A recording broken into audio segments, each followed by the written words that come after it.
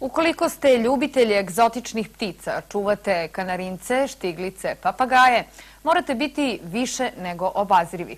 To potvrđuje i slučaj Leskovčanina Dušana Jovanovića, koji je zbog odgoja nekoliko papagaja i kanarinaca dobio čak 11 krivičnih prijava. Dušan Jovanović se punih 20 godina bavi ptičarstvom. Prvak je Balkana u odgoju kanarinaca, ne radi nigde, ratni veteran i samohrani otac maloletne ćerke. Ptičarstvom se bavi isključivo iz hobija. Međutim, kako tvrdi, ptice su mu došle glave nakon što mu je komšija podneo krivičnu prijavu za pravljanje buke i uznemiravanje okoline. Nakon prve usledilo je još 10 što prekršajnih, što krivičnih prijava protiv ovog čoveka. Kontrolu su vršile i sanitarna, komunalna, ekološka, privredna i tržišna inspekcija. Način na koji odgaja svoje ljubimce je čak vršila i Uprava za zaštitu životne sredine. Ako mrzite komšiju, samo podnesite u inspekciju i prijavite ga svuda. Jer, verujte, on neće moći da živi. Svuda ga prijavite. Ali isto tako kao što sam ja uradio, tog dana kad izašao inspektor, evo, njemu ne smetaju 11 kokoške, koje se lepo vide.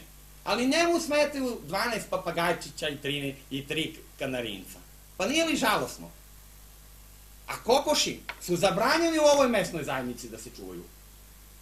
Po kom osnovu? Ja znači nisam službenik opštine i ja treba da propadnem, ajde besite me, jer ja jedino nisam dobio prijavu za hasap i za hag. A bio sam na ratište, možda ima šanse da se neko doseti. Dušan kaže da su mu svi inspektori rekli da nema osnova da pokrenu bilo kakav postupak protiv njega, što je potvrđeno i našoj televiziji u nekoliko gradskih inspekcija, ali da je bila obaveza da se reaguje na licu mesta nakon podnetih prijava. Pazite, oni ljudski kažu, nemamo osnova, mi te poznajemo, Dule.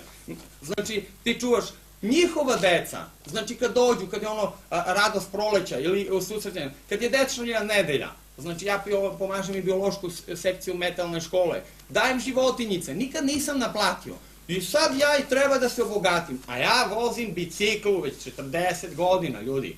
Predsednik Saveza organizacija za zaštitu i odgoj ptica Srbije, Boban Kulić, tvrdi da nema osnova za pokretanje bilo kakvog postupka, jer je Dušan ispoštovao 2 osnovna zakona. Zakon o zaštiti prirode i zakon o dobrobiti životinja. Za ovo vreme, koliko sam ja na čelu, a to je 8 godina, nikada nismo imali sličan slučaj ovome, jer apsolutno je bespredmetno zabranjivati gajenje ptica.